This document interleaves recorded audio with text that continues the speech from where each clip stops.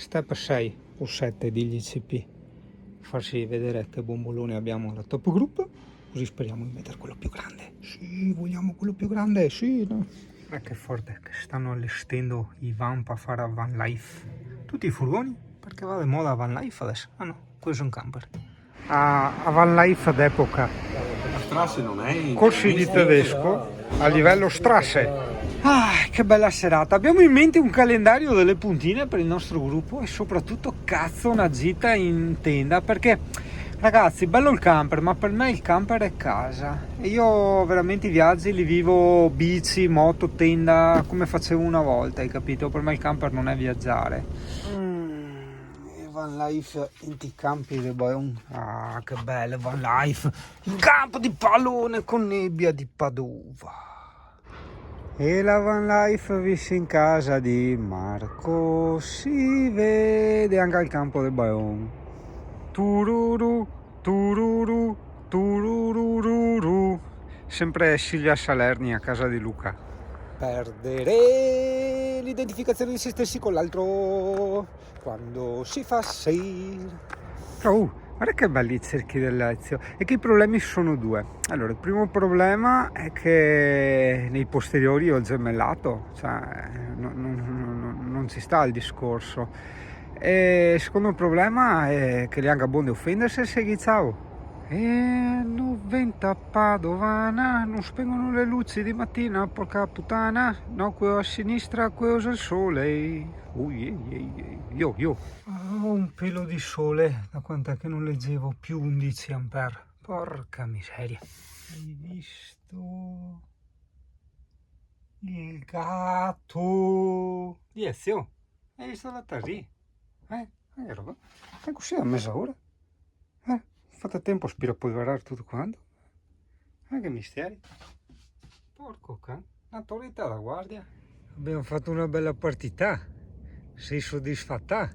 Una bella partita con pallina? Sì, abbiamo fatto una bella partita noi. Sì. Ah sì, ok, me l'ho dimenticato, bisogna continuare gli step del bombolone. Allora, cos'era? Step 6 o 7, andare fuori con gli amici, mangiare la pizza, embriagarsi, buona la pizza, devo dire. Step 8, guardare la bellissima Villa Pisani. C'eri già stato, ti avevo già fatto la puntina.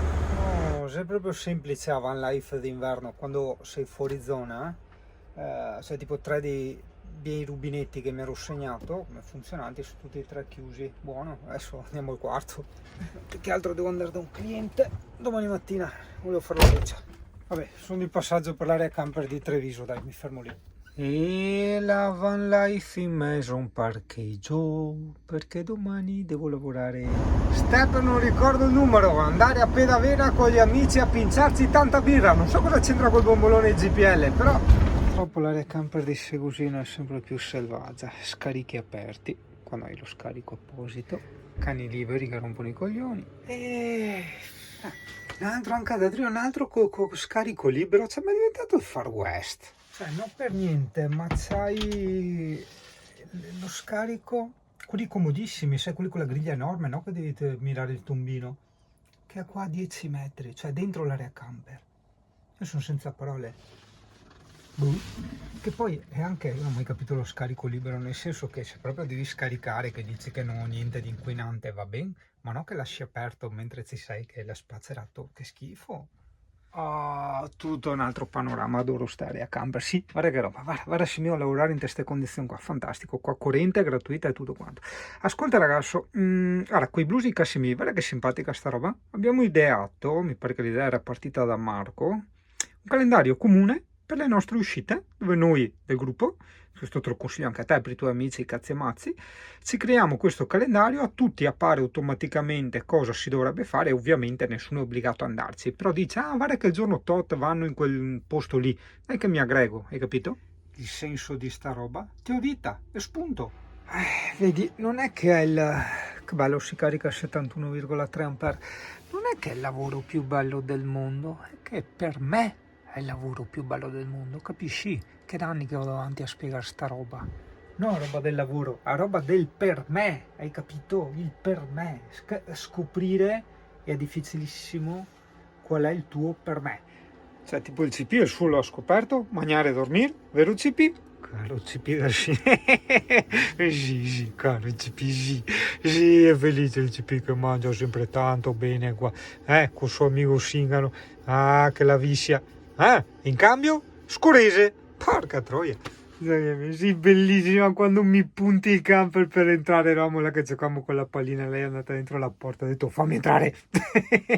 Perdonami per queste egoistiche clip che so che non interessano a nessuno, però sono cose mie. Io con la scusa di YouTube, diciamo, un posto dove ho i miei video e i miei ricordi, insomma, no? Quindi per me il CP, soprattutto visto che è vecchia, queste cose sono dei ricordi importanti, insomma, ecco, lo sono sempre di più.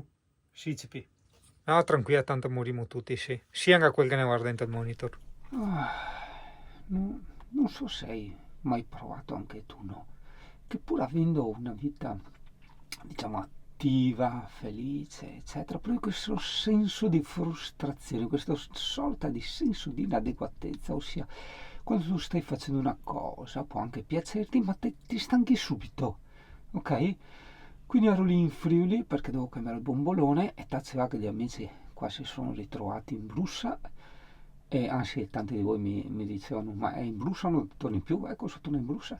E quindi sono stato felicissimo di lasciare il Friuli per poi venire qua. Oggi è venerdì mattina, ora di domenica sera, ne avrò già le balle piene anche della Brussa. E quindi sarebbe interessante capire io e te che cos'è sta roba. Amata! Guarda, tu.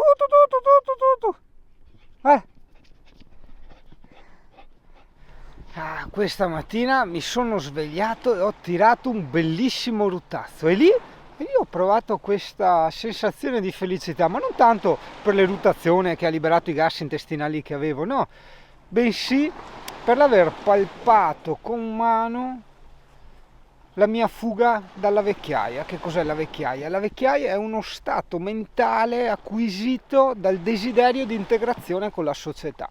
Nel mio caso questo desiderio, per carità, probabilmente forse in quanto essere umano, animale da gregge, in parte c'è, in parte è stampato in qualche atavica centralina del mio corpo, ma in parte ha goduto più che subito di questa liberazione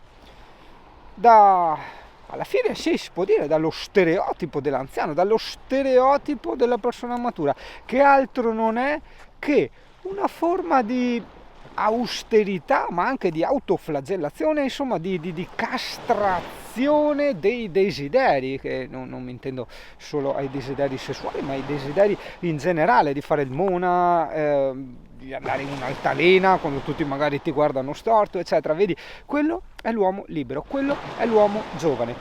Diversa cosa, secondo me, ma toglierei anche il secondo me con un pelo di arroganza, è aspetta che cambio brasso che mi fa male. La società forse intende che la maturità è questo modo di porsi, alla fine con questa formalità, questa maschera, ok? Ecco, questa maschera è giusto.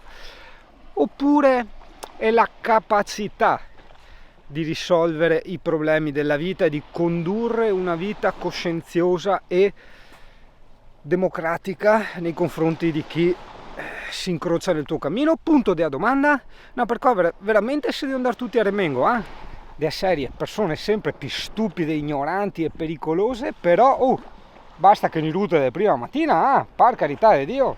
Magari a qualcuno questo varia in base al grado di condizionabilità sociale, può sembrare un po' pazzerello questo discorso, un po', non dico utopistico, ma un po' lunare, nel senso di stralunato, no? In realtà io credo che sia questo il senso della vita di un essere umano, ossia il nirvana a cui dovremmo puntare, l'anarchia intellettuale, l'indipendenza intellettuale, che è l'unica cosa e qua credo che un qualsiasi scienziato possa darmene atto, che ci differenzia dalle bestie, ok? Perché noi siamo tali e quali a tutte le altre bestie, per carità apparteniamo anche noi al regno animalia. La cosa che però ci contraddistingue, o che comunque ci ha autoconvinto di essere diversi da loro, è proprio questo, la capacità di convincimento, pertanto la capacità di effettuare certi tipi di ragionamenti cognitivi, cosa che gli animali non hanno, o comunque insomma il cervello varia da animale a animale, per carità, però loro sono più mossi da un istinto, come una sorta di centralina automatica, mentre noi abbiamo questa forza creatrice del pensiero. Sul fatto dell'istinto degli animali io non ci metterei la mano nel fuoco, ossia sì, sono comandati dall'istinto, ma il fatto che siano comandati solo e esclusivamente dall'istinto di GCP, personalmente sicuramente sbaglio, per carità, è una grandissima stronzata. Ecco sì, scrivi basso. Sicuramente sbaglio è l'arma vincente per capire tutto dalla vita, perché con il sicuramente sbaglio tu ti liberi dai dogmi, da tutte queste supposizioni che potevano essere, non so, un tempo che la terra era piatta e via discorrendo.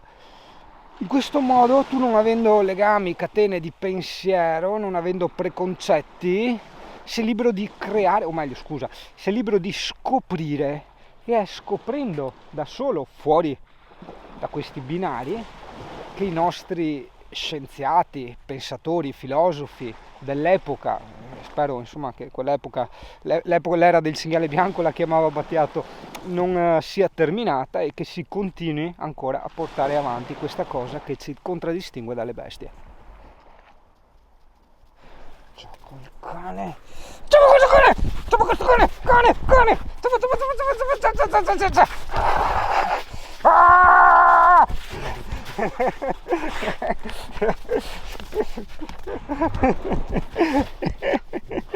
Oh, il mare stamattina è una tavola, come quella che vedo lì in testa a tutti quanti.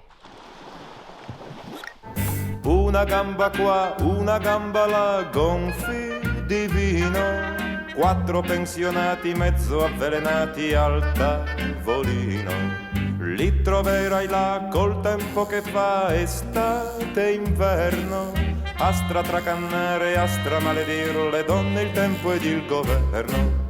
Loro cercano là la felicità dentro a un bicchiere, per dimenticare d'essere stati presi per il sedere. Ci sarà allegria anche in agonia col vino forte, porteranno sul viso l'ombra di un sorriso fra le braccia dell'amore.